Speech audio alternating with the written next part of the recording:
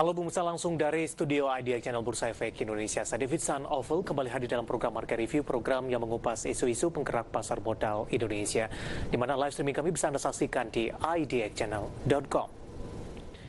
Ya, pemirsa, PT Makmur Berkah Amanda Tbk atau dengan kode saham aman resmi tercatat di Bursa Efek Indonesia melalui Initial Public Offering atau IPO. Perseroan tercatat sebagai emiten ke-18 di Bursa Efek Indonesia di tahun 2020. Dalam kegiatan IPO ini, perseroan melepas sebanyak 585 juta saham atau 15,10% dari modal ditempatkan dan disetor penuh setelah penawaran umum perdana saham atau IPO dengan harga perdana saham Rp110 per saham.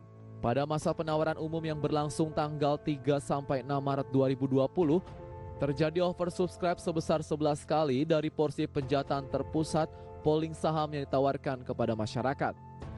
Dana yang diperoleh dari IPO tersebut akan digunakan PT Makmur Berkah Amanda Tbk Persero atau AMAN untuk pelunasan pembayaran atas 2 bidang tanah, akuisisi land bank kawasan industri di Sidoarjo, dan juga akan digunakan sebagai tambahan modal kerja perseroan dalam rangka pengembangan kawasan industri perseroan.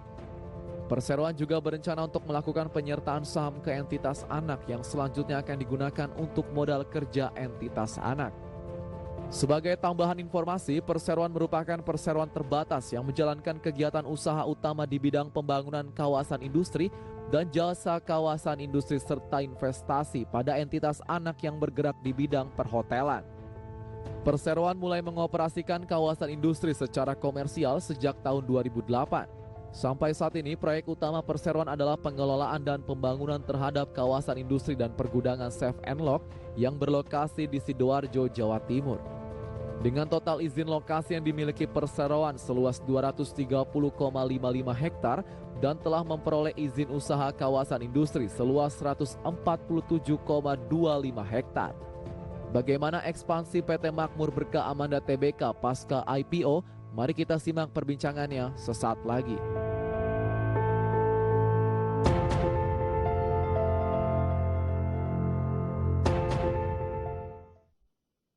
Pemirsa, hari ini Bursa Efek Indonesia kembali kedatangan 2 emiten baru, salah satunya PT Makmur Berkah Amanda Tbk. Kita akan bahas lebih detail bagaimana ekspansi atau proyeksi dari Makmur Berkah Amanda pasca melakukan IPO dan bagaimana kondisi keuangannya terkini. Nah, untuk membahasnya sudah hadir di studio Idea Channel ada Bapak Adi Saputra Teja Surya yang merupakan Direktur Utama PT Makmur Berkah Amanda Tbk. Kita akan langsung sapa saja Pak Adi, apa kabar Anda ini Pak? Baik sekali. Terima kasih. Ya, terima kasih juga Pak Adi sudah meluangkan waktu di Idea Channel dan tentunya kami ucapkan selamat terlebih dahulu. Hari ini resmi tercatat atau bergabung sebagai salah satu emiten di Bursa Efek Indonesia. Mengawali perbincangan kita ini, Pak Adi, secara fundamental sebenarnya apa kegiatan usaha utama Makmur Berkah Amanda ini? Bisnis utama kita adalah kawasan industri di Sidoarjo, Jawa Timur, dan kita juga mempunyai entitas anak PT Makmur Berkah Amanda Hotel yang bergerak di bidang hotel. Kita memiliki hotel di Ubud yang bernama Element by Westin. Itu setelah beroperasi sejak 2008 dan 2018 maaf, dan itu di manage oleh Marriott International. Jadi bisnis kita itu 2, satu kawasan industri kita yang di Safe and Lock yang mainnya, dan yang kedua adalah entitas anak kita. Secara persentase ini Pak Adi, pembagiannya seperti apa? Apakah memang kawasan industri lebih dominan dibandingkan dengan bisnis hotel? Jauh sangat dominan ya. Jadi kawasan industri kita itu mungkin menyumbang lebih dari 70% dari bisnis kita semua. Baik, kita akan coba fokus kepada industri utama dari Aman, kawasan industri. Berapa lahan yang dimiliki oleh perseroan dan lokasinya di mana saja? Saat ini kita memiliki izin lokasi sebesar 262 hektar, ya, di mana sudah kita develop sekitar 110 hektar, dan tanah yang kita kuasai sekitar 230 hektar yang sudah kita kuasai. Jadi kita melakukan IPO ini tentunya dengan untuk mendapatkan modal untuk ekspansi di dalam izin lokasi kita itu. Oke, ada penambahan lahan dalam hal ini? Kita akan menggunakan dana IPO kita untuk mengakuisisi lahan sebesar 7 dan 5 hektar, jadi sekitar 12 hektar yang kita akan akuisisi. Kita ingin tahu juga ini Pak Adi, apa proyek utama pembangunan dari kawasan industri dan jasa kawasan industri perseroan saat ini? Jadi main kita tentunya kita menjualan industri, kita juga banyak fokus di industri menengah kecil. Jadi kita menjual standard factory building yang ukurannya variasi ya, dari 200 meter sampai dengan hektaran. Dan yang kedua kita ingin meningkatkan recurring income kita. Jadi dengan kondisi ekonomi yang sekarang yang banyak orang belanja online, jadi kita mengembangkan gudang logistik yang berstandar internasional yang kita sewa-sewakan. Jadi banyak beberapa klien kita juga, salah satu e-commerce terbesar di Indonesia itu JD.id, itu memiliki gudang operasional mereka untuk logistik bagian Indonesia Timur dari tempat kita. Ini satu lokasi atau untuk kawasan industrinya berbeda-beda untuk dari sisi wilayah? Saat ini satu lokasi. Jadi kita kalau di Jawa Timur kita bisa dibilang yang mempunyai tenan terbanyak karena kita fokus di MKM itu, dan kita juga lagi mengembangkan kawasan industri halal khusus IMKM. Jadi kita 1 dari 5 kawasan industri yang ditunjuk di seluruh Indonesia untuk menjadi pilot project untuk kawasan industri halal. Konsep dari kawasan industri halal, Pak Adi? Saat kawasan industri halal ini peraturannya sekarang emang lagi terus kita lagi dikembangkan oleh Kemenperin dan juga KNKES, ya, jadi Komite Nasional Keuangan Ekonomi Syariah, di mana kita ini mempunyai populasi Muslim yang salah satu terbesar di Indonesia, tetapi kita itu kalah dari Thailand, yang cenderung Muslimnya itu nggak sampai mungkin 2% dari populasi mereka. Kita kalah juga dari Malaysia, dan kebetulan jadi kita saling mendukung lah, pemerintah mendukung kita juga mendukung program pemerintah untuk supaya kita menjadi leading exporter of barang-barang halal lah gitu. Oke, apa yang diharapkan oleh Aman ketika proyek ini berjalan, terutama kontribusinya kepada perseroan nantinya? Tentunya banyak sekali kalau kita lihat ya dari consumer good tentunya ya, makanan, minuman, juga kosmetik yang sekarang banyak yang halal kan. Cuman kan mereka ini karena ada peraturan Menteri Perindustrian di mana industri harus di kawasan industri, dan banyak sekali kawasan industri khususnya di Jawa Timur ini yang tidak mengakomodate mereka karena mereka menjual lahan minimum 1000 meter persegi, di mana tidak mungkin mereka bisa. Jadi kita itu makanya fokus kita bilang ke Kementerian Perindustrian bahwa kita mau mendukung industri menengah kecil. Jadi kita mempunyai konsep memindahkan industri dari rumah ke dalam kawasan industri. Baik, industri kawasan industri, Pak Adi, ini cukup erat kaitannya dengan ketersediaan lahan ini. Bagaimana kondisinya? Anda kan lebih senternya ada di Jawa Timur.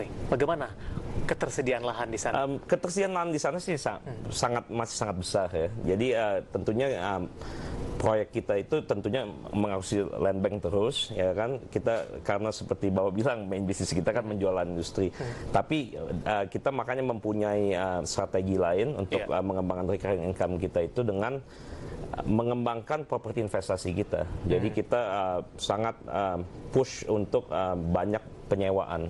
Jadi kita saat ini leasable area kita sudah sekitar 80.000 meter persegi.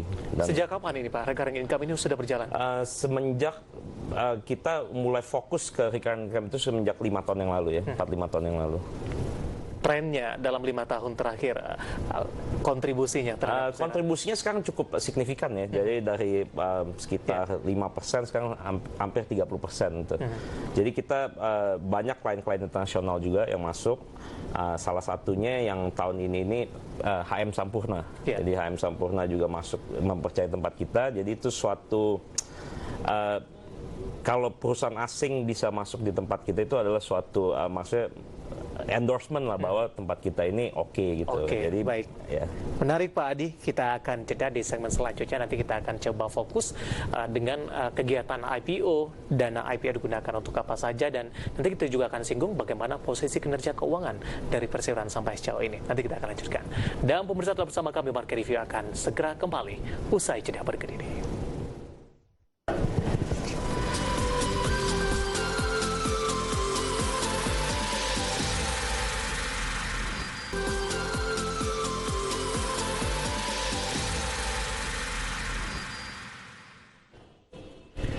Bersama masih di Market Review dan kita masih membahas ekspansi Makmur Berkah Amanda pasca melakukan IPO. Tapi sebelum kita lanjutkan perbincangan, kita akan coba sama-sama update terlebih dahulu bagaimana kondisi terkini IHSG pasca dihentikan sementara 30 menit untuk kegiatan perdagangan setelah mengalami koreksi yang cukup dalam beberapa waktu yang lalu. Kita akan bergabung sejenak, dengarkan kami Fajar Wayong langsung dari Main Hall Bursa Efek Indonesia. Silakan Fajar. Ya, baik David dan juga pemirsa IDX Channel, kembali bersama saya Fajar Wayong, dan kali ini kami akan mengupdate kepada Anda seputar indeks harga saham gabungan, di mana kami informasikan bahwa pada pembukaan perdagangan di sesi pertama dari IHSG pagi tadi, pemirsa, IHSG sudah menunjukkan penurunan yang cukup tajam dari 3%, 4%, dan bahkan akhirnya menyentuh pelemahan 5%, dan Bursa Efek Indonesia mengambil langkah untuk melakukan trading halt selama 30 menit dimulai dari 9.15 hingga 9.45. Adapun trading halt memang dilakukan ketika kondisi dari indeks harga saham gabungan mencatatkan penurunan sebesar 5%, kemudian akan kembali dilakukan trading halt selama 30 menit apabila memang indeks harga saham gabungan membukukan penurunan 10%. Dan satu kebijakan akhir juga yang memang bisa dilakukan oleh pihak otoritas atau Bursa Efek Indonesia adalah ketika memang pelemahan menyentuh level 15%, bisa dilakukan trading suspend baik untuk satu sesi perdagangan atau lebih dari satu sesi perdagangan. Adapun tadi pemirsa, indeks harga saham gabungan ketika mencatatkan pelemahan sebesar 5% ini menyentuh level 4.650.58 atau kehilangan 245 poin dibandingkan level penutupan di hari kemarin. Sementara sampai dengan saat ini IHSG sudah dibuka kembali. Pemirsa, kita coba lihat bersama. Ini IHSG masih mencatatkan pelemahan 5,14% ke level 4.644.28. Perdagangan kembali dilanjutkan pasca dilakukan trading halt selama 30 menit tadi. Adapun beberapa sentimen negatif memang masih mendominasi pergerakan indeks harga saham gabungan sampai dengan hari ini, di mana kita lihat penutupan dari market saham Eropa atau Wall Street pada perdagangan di Kamis 12 Maret ini mencatatkan level terburuk sejak krisis Black Monday 1987, dengan Dow Jones tercatat turun lebih dari 9%, tepatnya 9,99%, S&P 500 juga terkoreksi 9,51%, dan juga Nasdaq yang juga turun 9,43%. Dan bahkan pemirsa, di pasar saham Amerika Serikat atau Wall Street pada perdagangan kemarin trading halt juga dilakukan ketika awal perdagangan, ketika Wall Street sudah menembus level pelemahan 7%. Sehingga ini akhirnya memang melanjutkan dari pola pelemahan yang sudah dibukukan sebelumnya. Adapun beberapa hal yang memang masih diperhatikan oleh para pelaku pasar dan juga investor, begitu sehingga akhirnya menimbulkan kecemasan dan juga kekhawatiran. Tentunya pertama datang dari penyebaran wabah virus corona yang memang masih terus berlanjut, dan bahkan ini Eropa sudah mencapai level yang cukup tinggi, di mana Italia masih menempati posisi pertama dengan total kasus terkonfirmasi 12.462 dengan total meninggal dunia sebanyak 827. Dan hal inilah yang akhirnya memicu Presiden Amerika Serikat Donald Trump untuk kemudian melakukan pelarangan perjalanan dari Eropa ke Amerika Serikat, sehingga ini menimbulkan gejolak tersendiri baik dari pasar saham Amerika Serikat dan juga pasar saham Eropa, karena ini dikhawatirkan menimbulkan dampak perekonomian yang lebih dalam. Sehingga kita lihat juga bursa Eropa semalam berguguran ditandai dengan jatuhnya indeks Stoxx 600 atau indeks acuan Eropa sebesar 11,48%. Sementara satu hal lainnya yang juga memang masih diperhatikan oleh pelaku pasar, yakni keputusan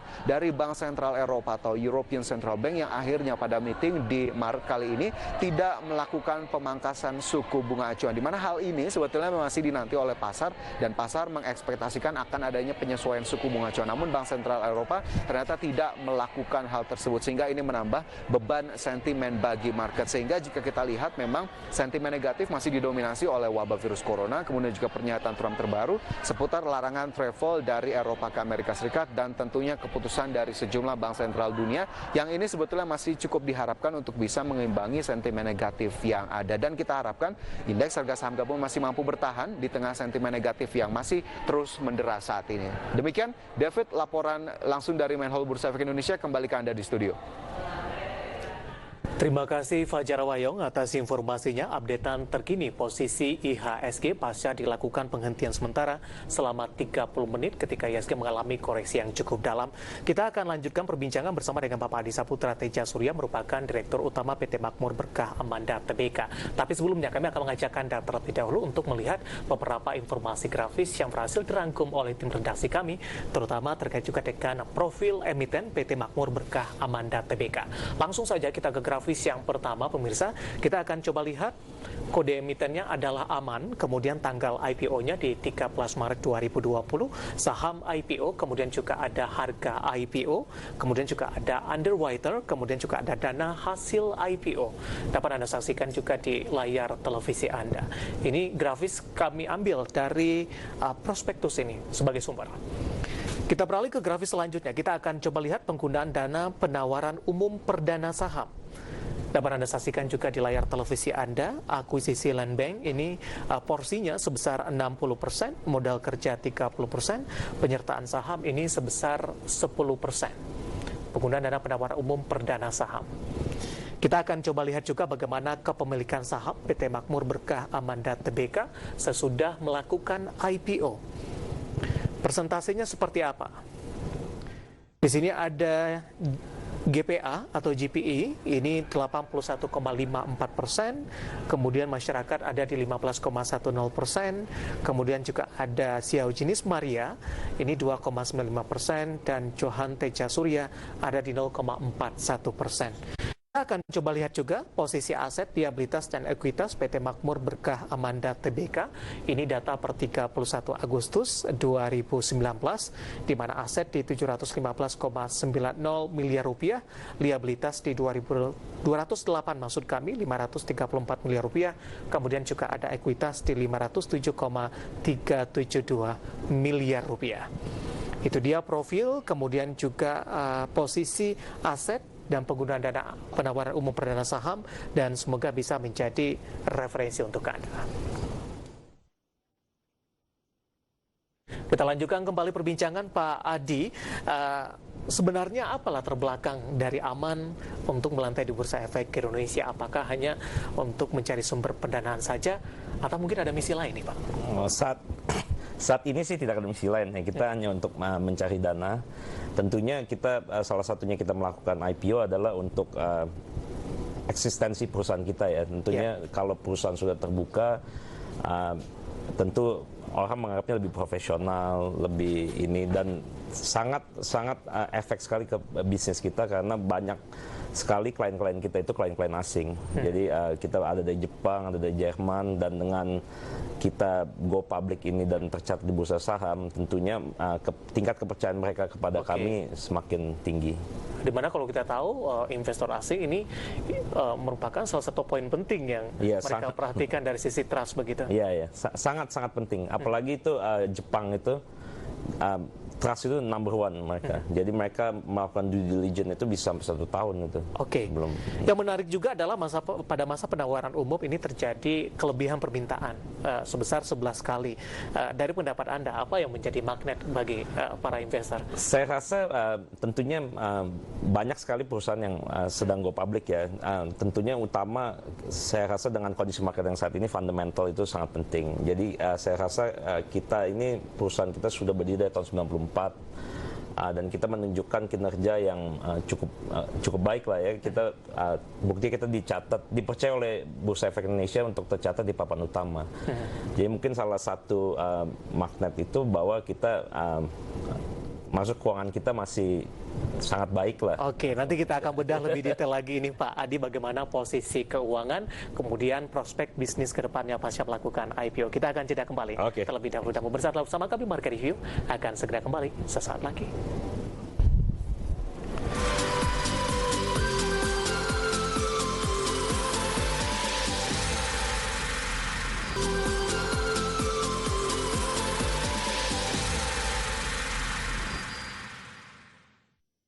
Pemirsa, Kementerian Perindustrian berupaya menyelesaikan dengan cepat beberapa tantangan yang dihadapi dalam membangun kawasan industri, di mana tantangan tersebut diantaranya perizinan, kebutuhan infrastruktur, hingga menciptakan kenyamanan berusaha.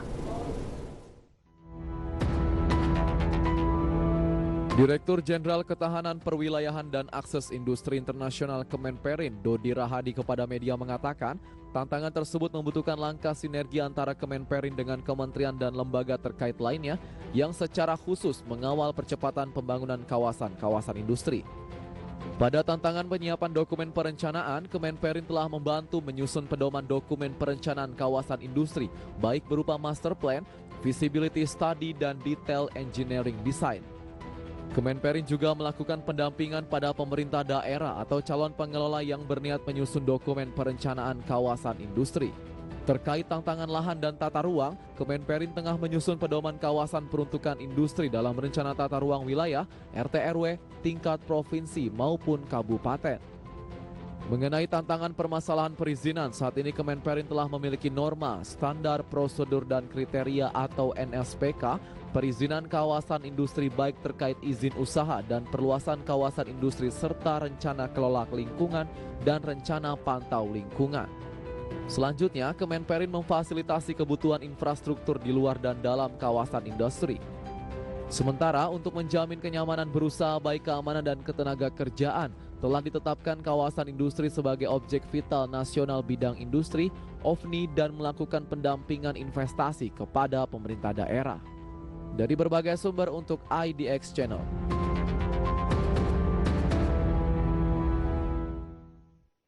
Kita lanjutkan perbincangan bersama dengan Bapak Adi Saputra Teja Surya, merupakan Direktur Utama PT Makmur Berkah Amanda Tbk. Pak Adi, Anda sebagai salah seorang pelaku bisnis, bagaimana dengan informasi yang baru saja kita sampaikan dari sisi perizinan dalam hal ini untuk kawasan industri? Masih cukup rumit tidak, Pak? Perizinan kawasan industri sangat rumit ya, makanya mungkin entry barrier-nya juga cukup sulit ya. Jadi ada beberapa perizinan itu yang ditarik ke pusat, dibalikan lagi ke Pemda, di mana Pemda ini belum mengerti. Jadi terus dengan kawasan industri ini tanggung jawab kita juga semakin besar, karena untuk lingkungan hidup itu mulai tahun ini 2020 ini semuanya harus kita yang tanggung jawab. Jadi dari segi mengeluarkan UKL, memastikan bahwa limbah yang dibuang itu sesuai dengan standar Indonesia. Jadi semakin banyak yang harus kita urus ini, Pak, kalau kawasan industri ini. Baik, kembali lagi ke kegiatan IPO, Pak Adi. Tadi juga kita sampaikan grafis ini, dana IPO-nya dialokasikan ini cukup beragam ini. Yang menjadi fokus utama dari perseroan penggunaan alokasi IPO kemana saja? Tentunya untuk 60% kan kita pakai untuk lahan akuisisi. Tentunya kita harus mengembangkan lahan-lahan kita terus. Dan yang 30% dari modal kerja itu kita akan menempatkan untuk pembangunan gudang logistik. Jadi untuk properti investasi, untuk menggenjot recurrent income kita itu. Dan juga untuk pematangan dan pembuatan standard factory building yang untuk kita jual. Karena itu masih menjadi main income dari perusahaan kami.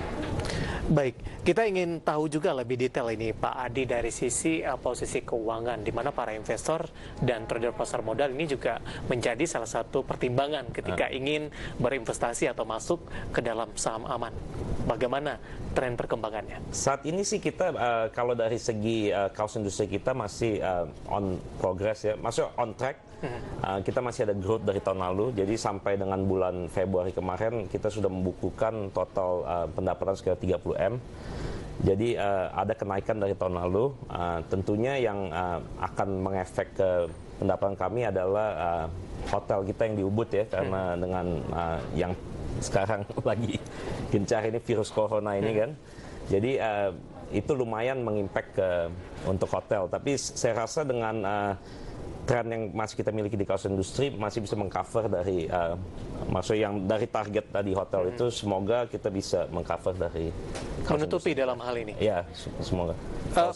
Bagaimana update untuk bisnis hotelnya sampai sejauh ini? Apakah dampaknya cukup signifikan? Sangat-sangat signifikan ya, Pak. Kalau hotel ini jadi kita buka tahun itu di okupansi 60%, di mana itu ada kenaikan sekitar 50% dari tahun lalu Januari. Tetapi bulan Februari masih bagus, tapi kita lihat tren ini di bulan Maret ya. Tentunya Maret ini kan masih tanggal 13, tapi kita sudah melihat banyaknya pembatalan.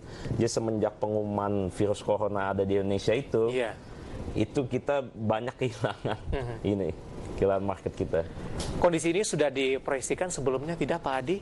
Corona kan ini terjadi di awal tahun, dan tentu perencanaan proyeksi di 2020 sudah disusun jauh sebelum adanya wabah virus corona. Oh iya, benar-benar. Jadi proyeksi di tahun 2020 tentu kita sudah buat dari tahun lalu.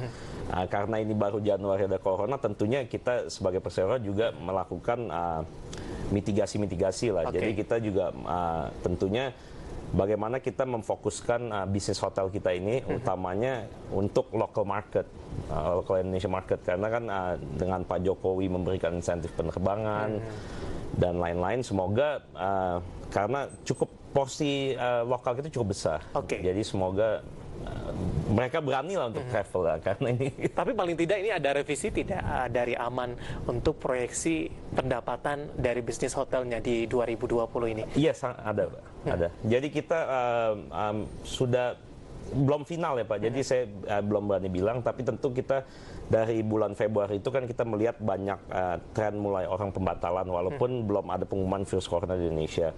Cuma kan di dunia ini kan sudah banyak, dan mulai Maret ini sekarang kita mencoba men-shift kita punya yang tadinya dari 80% dari asing, dan kita sekarang mencoba untuk lokalnya diperbesar. Baik, sementara dari lini bisnis yang utama adalah bisnis kawasan industri. Ini tidak terdampak. Kawasan industri, surprisingly ya, kita tentunya kita berpikir akan terdampak. Tapi kalau sampai dengan bulan Maret tanggal ini sih belum ada terdampak. Tapi saya rasa dengan kondisi market yang begini dan people banyak yang wait and see ke depannya, tentunya kita juga melakukan banyak usaha lah. Makanya kita karena kita melihat tren sewa itu terus naik, Mbak. Seperti HM Sampurna yang baru bergabung ke kita, itu dia menyewa. Jadi kita berusaha untuk dengan dana IPO yang kita ini untuk mengembangkan properti investasi berupa penyewaan gudang.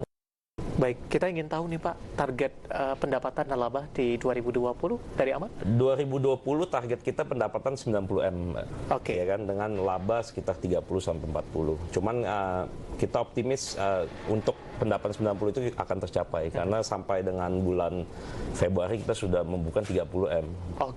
Dibandingkan dengan 2019 lalu, berapa persentase peningkatan? Persentase peningkatan kita prediksi di sekitar 10% dari tahun lalu. Tapi dari Februari tahun lalu dan Februari tahun ini kita ada peningkatan sekitar 20% lebih sih. Jadi semoga dengan tingkat kepercayaan customer kita semakin tinggi dengan kita IPO ini, kita bisa menggait perusahaan-perusahaan asing lebih banyak, dan semoga jauh melebihi dari target pendapatan kita. Pak Adi, ini terima kasih atas ulasannya. Ini cukup lengkap dan semoga bisa menjadi referensi, terutama bagi para investor dan trader pasar modal Indonesia. Terima kasih Pak Adi, sukses untuk Aman ke depannya. Dan pemirsa, demikian berbincang kami bersama dengan Bapak Adi Saputra Teja Surya yang merupakan Direktur Utama PT Makmur Berkah Amanda Tbk. Dan tetap di tempat Anda, karena setelah ini Market Review akan segera kembali dengan topik yang berbeda. Pak Adi, terima kasih banyak Pak. Kita salaman atau gini aja? Gini aja.